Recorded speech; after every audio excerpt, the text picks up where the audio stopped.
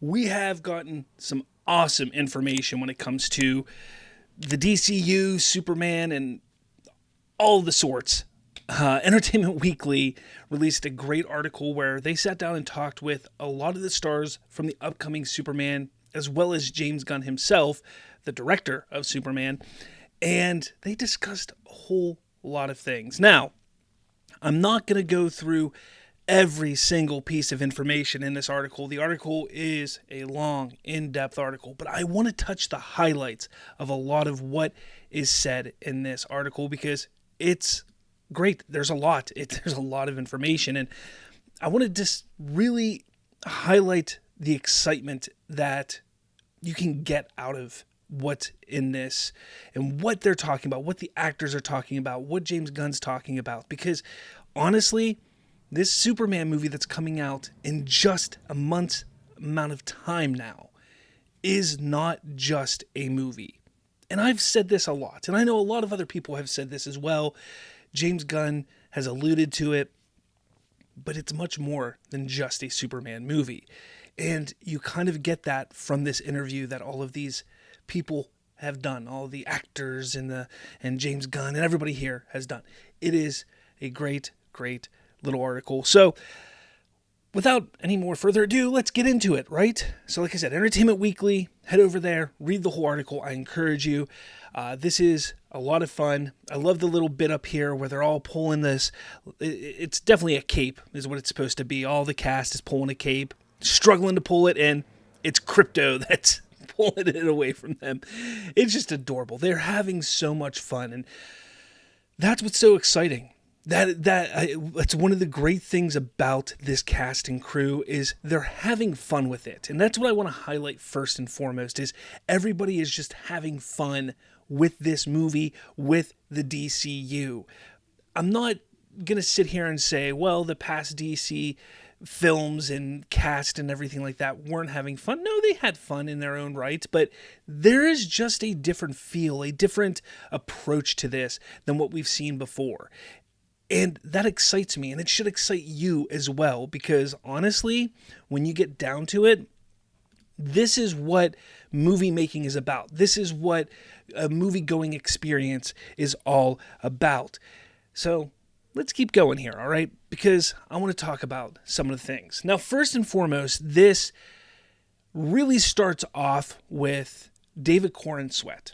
All right, now I have my notes here. I may read from those. I apologize up front, but there is a lot to go over here, okay?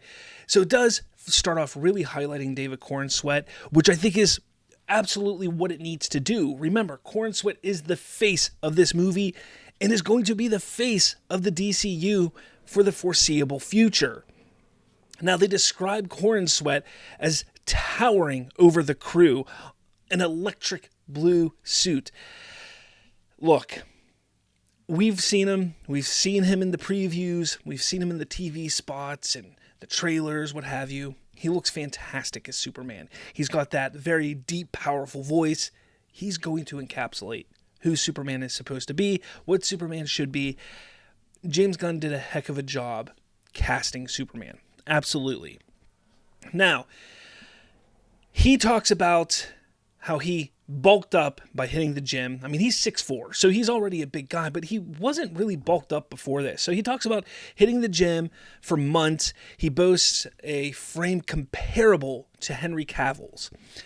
He himself, Corenswet, jokes that fans see a lot of physical comparisons to him and Tom Welling in the article, which now that, he says that, I do kind of see it. I do. I kind of see him and Tom Welling, little comparisons there.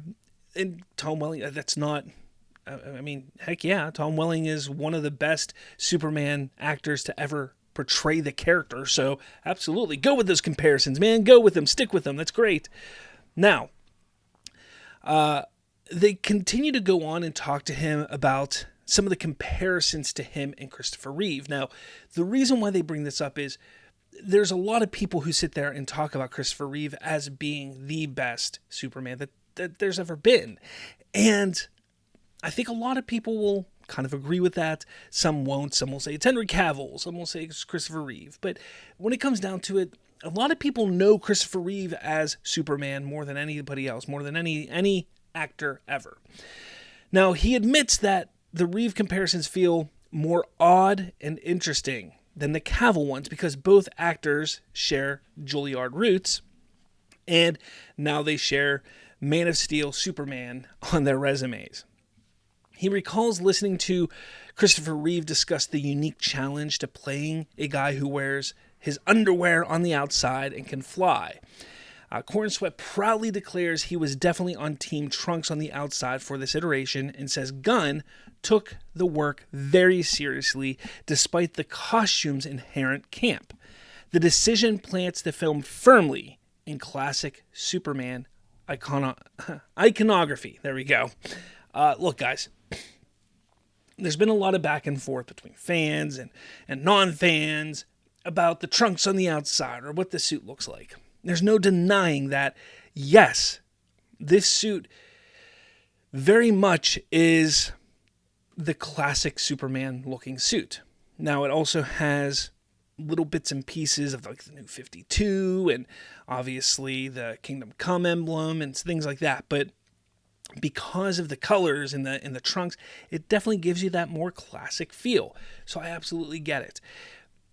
Corn Sweat highlighting him in the beginning of the article was absolutely brilliant. We know he's going to be great as Superman. We've been able to tell that from everything that we've seen. And come on, you know. Now, the reboot. Let's talk about that, because they do want to touch on that in the article a little bit here. They do, and I have to say, it was a smart move to do that. It really was. And they talk about Gunn and Safran. It says, when Gunn and producer Safran took over as co-heads of the studio, they promised a reset, building a new DC universe from the ground up. Here's a great picture of Corn Sweat.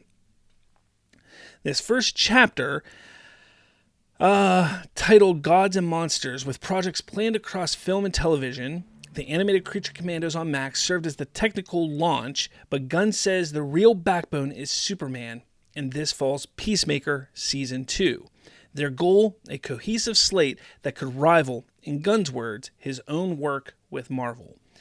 Again, that's exciting. It's talking about how they have a plan. They have an idea of how they're going to take DC and finally give it a place that can stand toe-to-toe with what Marvel created. They're not talking about replicating Marvel. They're saying go toe-to-toe. Do something that will be different, but be just as awesome, if not better, than what Marvel created. Why not? We should be excited about that. All right, that's something we should be excited about. Now, Gunn says that he wanted to tell a story about someone who is truly good in a world that doesn't value goodness. Now, let's not forget that James Gunn was not going to do this movie at first. He was asked back in like 2021 to do it, and he wasn't going to because he didn't have an idea for a movie. But now he has an idea. And he says he wants to tell a story about someone who is truly good in a world that doesn't value goodness, insisting that laser eyes and building lifting were secondary to who he was as a person. That mission statement steers the entire script. That's what Corn Sweat says about Gunn. He says he lets Superman be a little bit of Clark and vice versa, especially in scenes where the hero's guard drops.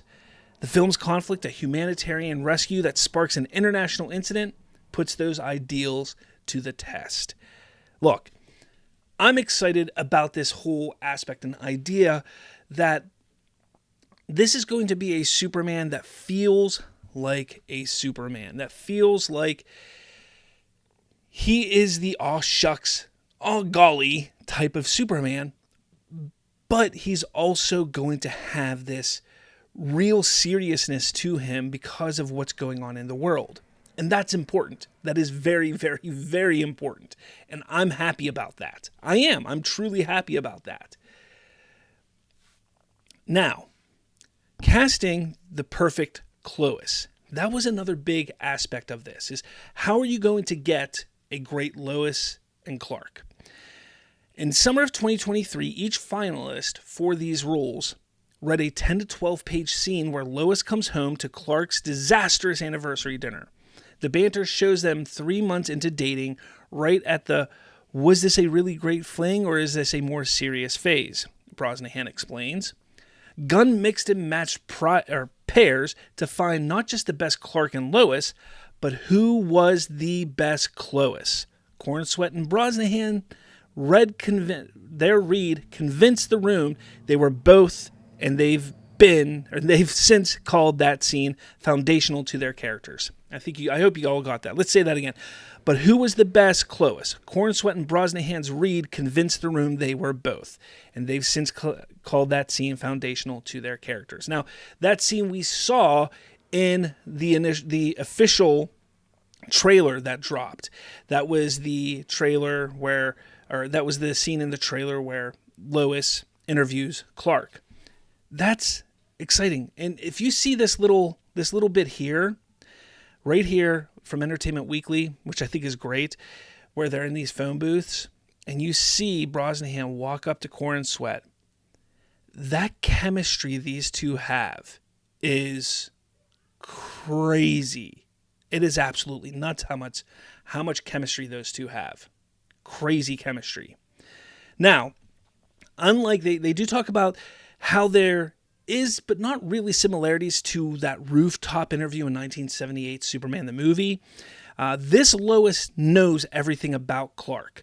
It is that he's in a very vulnerable position. Lois shreds his Daily Planet exclusives with Superman as ethical breaches, then pounces on his offer for an on-the-record interview. Rachel Brosnahan loves that the couple's opposite worldviews clash. Lois questions everything and everyone, while Clark sees the beauty in people first and trusts implicitly. That's Superman. That is so much Superman. I love that. Their argument crystallizes the stakes: Superman's higher ideals versus hard-nosed journalism. Look, that's perfect. That is their relationship, and it makes sense. That is Lois and that is Clark. Every iteration that you've ever seen of those two, that is who they are. And they get it. They completely get it. I love it. It's perfect. Now, you take a look at the world. Gunn reveals that in this continuity, humanity has known about super beings for 300 years. They quip that there might be, that we might vomit our shit ourselves to death at a shark man. People here would react like spotting Paul McCartney on the sidewalk. That normalization lets the script skip origin explanations and dive straight into politics. It also rationalizes why a Justice Gang can land corporate sponsorships without anyone blinking.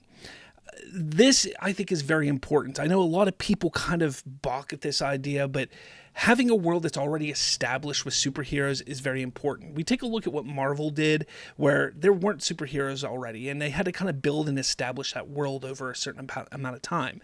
This is going to be a world that's already flourishing with superheroes, and we've talked about that. Heroes and villains will already be there. Many of them will know who they are. That's exciting. That's going to build this world to a certain point that's more exciting than not, I think. So we're going to see Hawk Girl. We're going to see Green Lantern Guy Gardner, Mr. Terrific. They're all going to operate under tech tycoon Maxwell Lord. Gunn says they're good but not saintly, adding shades of gray to Superman's idealism. That's fun. Nathan Fillion, who plays Guy Gardner, jokes that Guy Gardner is the last lantern you want answering a distress call because fearlessness doesn't equal tact. Edie Gathegi, who plays Mr. Terrific, is an atheist who believes in justice, chasing hope through intellect after losing his wife. Again, there's some nuance and backstory to these characters that is really going to help expand and fill this world. It's a beautiful thing. And then we get the evildoer Lex Luthor, who's played by Nicholas Hoult. He's head of Luthor Corp, not LexCorp, positioning him as a Silicon Valley titan. Hoult takes cues, I should say, from All-Star Superman, channeling bodybuilder jealous that Clark's strength comes easy.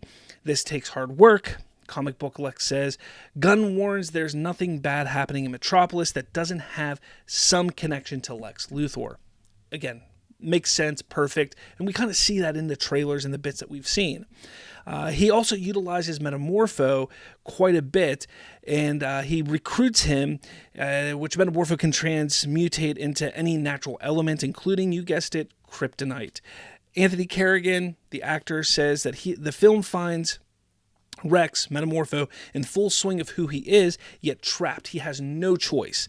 So that's pretty interesting. A little interesting if you ask me. Finally, this kind of really sets everything up for the future of the DCU. This gives a chance to build on crossovers. It gives us a future slate. After Superman, we're going to have Supergirl and so on and so forth. But what is really interesting is he hints at a Wonder Woman movie in development. That's exciting. He also talks about how he is writing another project that is not a sequel to Superman exactly. Is it World's Finest? Is it Gun's Finest? What is it? Should be interesting to find out. This article is just chock full of so much information. It's exciting. I love it. I encourage you all to go read it. This is just giving us so much excitement. Gunn says that after the gritty, dark era that was Snyder and Nolan, making a bright Superman in its own way is the most rebellious thing. Corn Sweat embraces that ethos, arguing old-fashioned values can still electrify modern audiences. Gunn sees the character's basic kindness as something the world makes fun of, which can make the idealism radical. A sun-powered hero with jazz on his playlist may be exactly the shake-up DC needs. Guys, this article is fantastic. Like I said, go read it. There's so much to unpack here. I'm excited for this movie. You should be excited for this movie. Have you gotten your tickets yet? I don't know. I don't know if you have, but maybe you should. Let me know your thoughts about all this in the comments below. I'd love to hear what you have to say about this. I'm excited. I think this is great. There's a lot to talk about, a lot to unpack here. We will talk more about this on the Watchtower this week. But with all that said, I'll catch you all later.